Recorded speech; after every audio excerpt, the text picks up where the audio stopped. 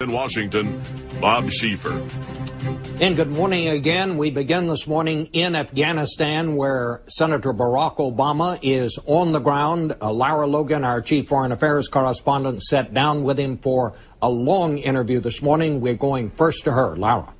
Good morning, Bob. Well, Senator Obama spent his first day in Afghanistan yesterday visiting the troops, talking to soldiers, speaking with their commanders. Today he met privately with President Hamid Karzai of Afghanistan, and he says that after talking to both sides, his assessment is that the situation in Afghanistan is both precarious and urgent. And he said that the U.S. has to start planning to put more troops in Afghanistan now. I believe U.S. Troop levels need to increase, and for at least a year now, have called for 2 additional brigades, perhaps 3.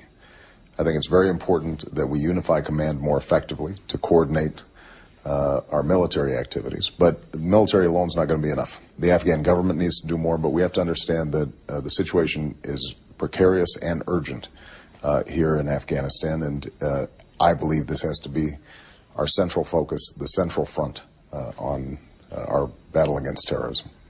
Why does it have to be the central front? What is so critical to U.S. interests here? This is where they can plan attacks. They have sanctuary here.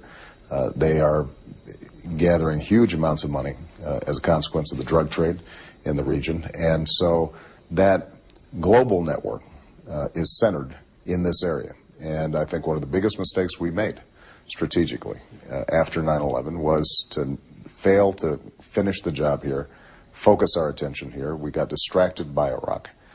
And despite what the Bush administration has argued, I don't think there's any doubt that we were distracted from our efforts not only to hunt down al-Qaeda and the Taliban, but also to rebuild this country so that people had confidence that we were here to stay over the long haul, that we were going to rebuild roads, provide electricity, improve the quality of life for people.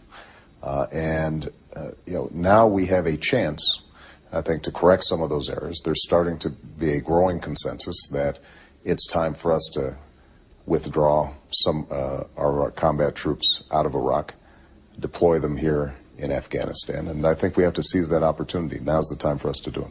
I think it's important for us to do is to begin planning for those brigades now. If we wait until the next administration, it could be a year before we get those additional troops on the ground here in Afghanistan, and I think that would be a mistake. I think the situation is getting urgent enough that we've got to start doing something now. The United States has to take a regional approach to the problem. Just as we can't be myopic and focus only on Iraq, we also can't think that we can solve the security problems here in Afghanistan without engaging the Pakistan government. But how do you compel Pakistan to act? Well, I think that the U.S. government provides an awful lot of aid to Pakistan, provides a lot of military support to Pakistan, and to send a clear message to Pakistan that this is important to them as well as to us.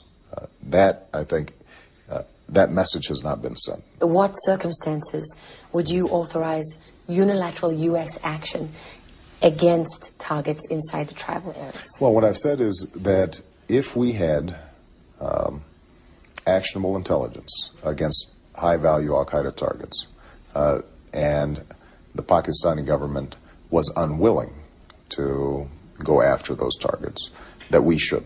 Now, my hope is that it doesn't come to that in fact the Pakistani government would recognize that if we had Osama bin Laden in our sights, that we should fire, or we should capture and seize. Isn't that the case now? I mean, do you really think that if U.S. forces had Osama bin Laden in their sights and the Pakistanis said no, that they wouldn't fire? I think actually this is current doctrine. There was some dispute when I said this last August. Both the administration and some of my opponents suggested, well, you shouldn't go around saying that. But I don't think there's any doubt that that should be our policy, and will continue to be our policy. But it is the current policy. I believe it is the current policy. So there's no change then? I don't think there's going to be a change there. I think that in order for us to be successful, it's not going to be enough just to engage in the occasional shot fired. We've got training camps that are growing and multiplying. Would you take out all those training camps? Well, I think that what we'd like to see is the Pakistani government take out those training camps. And if they won't? Well, I think that we've got to work with them so they will. But would you consider unilateral U.S. action? I will push Pakistan very hard to make sure that we go after those training camps. I think it's absolutely vital to the security interests of both the United States and Pakistan. Because you do have a situation 7 years on into this war where Osama bin Laden and all his lieutenants and all the leaders of the Taliban, they're still there. Right. And they're inside Pakistan. It's a huge problem. And first of all, if we hadn't taken our eye off the ball, we might have caught them before they got into Pakistan and were able to reconstitute themselves. So we made a strategic error. And it's one that we're going to pay for, and unfortunately the people of Afghanistan have paid for as well. But we now have an opportunity to correct that problem. One of the, if you look at what's happening right now in Iraq, Prime Minister Maliki has indicated he wants a timetable for withdrawal. That is the view of the vast majority of Iraqis as well. We've seen a quelling of the violence.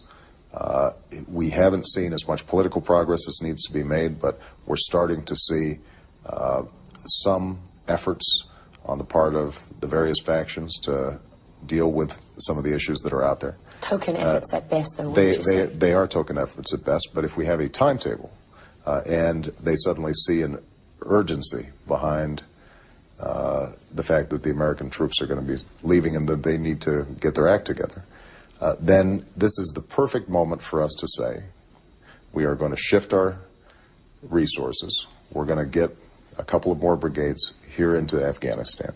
We're going to, and it's not just brigades, we're also going to be upping our financial aid to Afghanistan.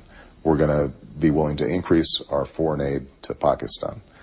In exchange, we're going to expect that Pakistan takes much more seriously going after Al-Qaeda and Taliban base camps on their side of the borders. What would be mission accomplished for you in Afghanistan? Well, mission accomplished would be that we have stabilized Afghanistan, that the Afghan people are experiencing rising standards of living, that we have made sure that we are disabling Al-Qaeda and the Taliban so that they can no longer attack Afghanistan, they can no longer engage in attacks against targets in Pakistan, and they can't target the United States or its allies. So losing is not an option? Losing is not an option when it comes to Al-Qaeda, and it never has been. And that's why the fact that we engaged in a war of choice when we were not yet finished with that task was such a mistake. Do you believe the war on terror can be won if Osama bin Laden is still alive and if he's still out there? I think there would be enormous symbolic value in us capturing or killing bin Laden. Because I think he's still a rallying point for Islamic extremists. But I don't think that by itself is sufficient. I think that we are going to have to be vigilant in dismantling these terrorist networks. Okay, last question. There is a perception that you lack experience in world affairs. Right. Is this trip partly aimed at overcoming that perception that, you know, there is doubt among some Americans that you could lead a country at war as commander-in-chief from day one? You know, the interesting thing is that the people who are very experienced in foreign affairs, I don't think have those doubts. The troops that I've been meeting with over the last several days, they don't seem to have those doubts. So the objective of this trip was to have substantive discussions with people like President Karzai or Prime Minister Maliki or President Sarkozy or others who I expect to be dealing with over the next 8 to 10 years. And it's important for me to have a relationship with them early, that I start listening to them now, getting a sense of what their interests and concerns are.